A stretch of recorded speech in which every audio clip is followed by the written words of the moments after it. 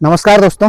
स्वागत है एक और वीडियो में। साथियों, ये जो गेहूं का खेत मैं आपको दिखा रहा हूँ, इसका वीडियो मैंने पहले भी डाला है। साथियों, ये मेरी 5 नवंबर की बोनी है, जैसा कि मैंने आप लोगों को बताया था। अब मैं इसमें जो है आप देख सकते हैं स्पष्ट रूप से कि मैंने इसमें कहीं से कहीं तक भी अभी पहली सिंचाई नहीं लगाई है।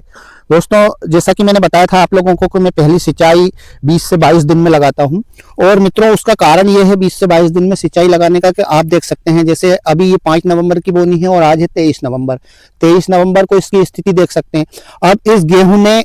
अभी अभी ये कल्ले देना स्टार्ट किए हैं, ये देख सकते हैं आप। जैसे हम बचपन में पानी लगा देते हैं, ये जानकारी बहुत ही अच्छी जानकारी दूंगा मैं आपको इस वीडियो में, ताकि आप लोगों को भी, जैसे हमारे आपने देखा होगा कि कभी कभी जब हम छोटे गेहूं में पानी लगा देते हैं तो हमारे गेहूं कल्ले बिल्कुल भी नहीं करते हैं, यानी कि 1 या 2 या 3 उसमें से यहाँ से ये जैसे ये इस प्रकार से फूट गए तो फूट गए, वरना ऐसा सीधा ही जाता है हमारा गेहूं। हम जो है जैसे वैज्ञानिक भाषा में बताते हैं कि जो क्राउन रूट इनिशिएशन स्टेज रहती है, तो क्राउन रूट इनिशिएशन स्टेज अब हमारे बहुत सारे किसान मित्रों की समझ में ही नहीं आता है कि ये होता क्या है। दोस्तों,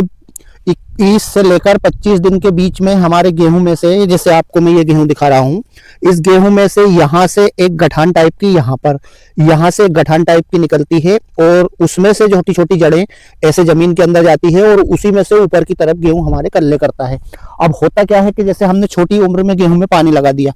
और वो गठान निकली नहीं और जमीन हमारी इस प्रकार से हार्ड हो जाती है बिल्कुल, तो वो वहां से वो जो हमारी वो गेहूं गांठ निकलती है गेहूं में से, थोड़ी सी जमीन के आधा इंच ऊपर आना चाहिए। जैसे कि मैंने बहुत सारे मेरे वीडियो में बताया है आप लोगों को कि गेहूं में दोस्तों उत्पादन देने का, क्योंकि खाद पानी सब हमारे किसान मित्र देते हैं, लेकिन थोड़ा सा समय का। और एक और चीज साथियों, थोड़ी सी जो बेस बनती है वो बेसल डोज से भी बनती है। बेसल डोज अच्छा डालें हम हमारे गेहूं में तो ज्यादा कुछ एफर्ट गेहूं की फसल में फिर लगाने की आवश्यकता होती नहीं, क्योंकि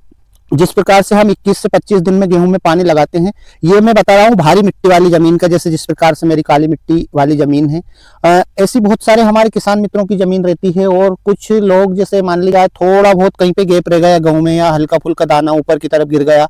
तो किसान साथी हमारा घबरा जाता है कि हमारा गेहूं साहब पूरा उगा नहीं है, इसलिए हमें जल्दी पानी लगाना पड़ा। लेकिन साथियों, उसकी चिंता ना करते हुए अगर ये देखा जाए कि समय पे पानी लगाया जाए गेहूं में, तो गेहूं ज्यादा कल्ले करता है। जो गैप गेहूं में बना है, जैसे मान सकते हैं आपकी ये यहाँ पर आपको गेहूं दिख रहा है और ये यहाँ पे नहीं दिख रहा है, ये इस प्रकार से, तो इसकी चिंता अगर हम ना करें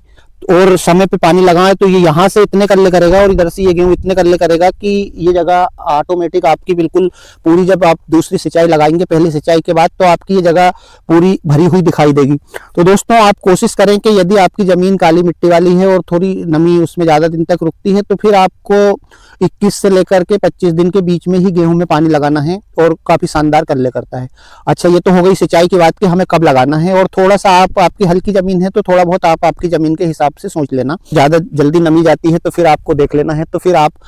फिर भी कोशिश करें कि 17 दिन से पहले 18 दिन से पहले पानी ना लगाएं, तो दोस्तों आपका गेहूं का उत्पादन निश्चित रूप से बढ़ेगा। ये उत्पादन लेने का तरीका है। बाकी की चीजें, अब मेरे बहुत सारे किसान मित्रों के कमेंट आते रहते हैं मेरी चैनल पे कि साहब हमें अच्छा खासा उत्पादन लेने के लिए गेहूं में क्या क्या करना चाहिए। तो दोस्तों, पहली चीज तो मैंने आपको ये बता दी कि आपकी बोनी यदि आपकी तरीके से जम गई है तो उसके बाद आपको पहली सिंचाई कब लगाना है। पहली सिंचाई में यदि आपने विशेष ध्यान रख लिया समय का, तो आपका 10 से 15%, 20% उत्पादन, तो आप ये मान लीजिए कि आप ज्यादा एफर्ट नहीं लगाते हैं तो भी निश्चित रूप से बढ़ेगा ही बढ़ेगा। और दूसरी चीज ये है कि अब बहुत सारे किसान मित्रों के कमेंट है कि साहब हम यूरिया में मिलाकर डीएपी डाल सकते हैं तो अच्छा रहता है कि नहीं रहता है, उत्पादन बढ़ेगा कि नहीं बढ़ेगा। तो दोस्तों,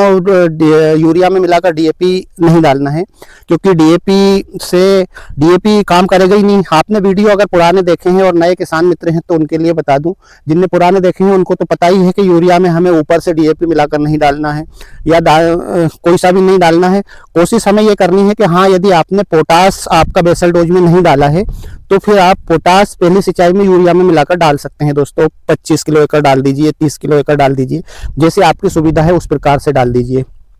बाकी की चीजें सल्फर भी हमें नहीं डालना है, क्योंकि सल्फर हमने एसएसपी के रूप में दे दिया है, सिंगल सुपर फास्फेट के रूप में। और जिन किसान मित्रों ने नहीं दिया है तो फिर वो यूरिया में मिलाकर पोटास और सल्फर दोनों ऐड कर सकते हैं। बाकी का जैसे माइक्रो राइजा की पूछ रहे हैं किसान मित्र के साहब, हम माइक्रो राइजा यूरिया में मिलाकर डाल सकते हैं क्या पहली सिंचाई में। तो दोस्तों, माइक्रो राइजा का भी ऐसा है कि माइक्रो राइजा भी एक प्रकार का फंगस है, यानी कि वो हमारा मित्र फंगस है। बाकी की जो फंगस रहती है वो तो हमारी दुश्मन रहती है जो जमीन में लगती है, लेकिन जब हम माइक्रोराइजा डालते हैं तो वो एक मित्र फंगस है जो हमारे गेहूं की जड़ से लग करके जैसे इस प्रकार से और ऐसे फैलती है आसपास उसके, और जो बाकी का न्यूट्रिएंट्स है वो हमारे पौधे को जो है प्रोवाइड कराती है जमीन से। लेकिन दोस्तों माइक्रोराइजा भी यदि हम ऊपर से डालते हैं तो जब वो ऊपर से डालेंगे तो जड़ में तो लगेगा नहीं, तो मेरे हिसाब से माइक्रोराइजा को आप किसी भी चीज़ में मिलाकर नहीं डालें, और उसको हमें हमेशा जमीन में ही डालना है, और सिंगल यानी कि उसमें आप मिट्टी मिलाकर और फिर जमीन में छिड़क कर, और उसके बाद यदि आप बखर चलाते हैं, यानी कि कुल मिला के उसको जो है कि जैसे हम बेसल डोज डालते हैं उस प्रकार से ही उसको अकेला डालना है सिंगल जमीन में, तो माइक्रोराइजा का फ़ायदा अच्छा मिलता है, ज़्यादा मिलता है। कुछ किसान मित्र ऊपर से डालते हैं तो वो भी, यदि आप थोड़ा बहुत ऊपर से भी डालते हैं, आपको डालना ही है, तो फिर आप उसको किसी भी चीज़ में मिलाकर नहीं डालेंगे तो साथियों अच्छा रहेगा। जैसे मान ली जाए कभी कभी क्या होता है कि किसान साथी उसमें फंगीसाइड भी मिला देते हैं, माइक्रोराइजा और बाकी का जो खाद रहता है जैसे सागरिका वगैरह है, ये सब इसमें मिलाकर माइक्रोराइजा डाल देते हैं, तो दोस्तों डालना नहीं चाहिए, क्योंकि फंगस है और फफूंदजनित रोग से आपका फंगस खत्म होता ही होता है, चाहे वो आपका मित्र फंगस हो या फिर आपका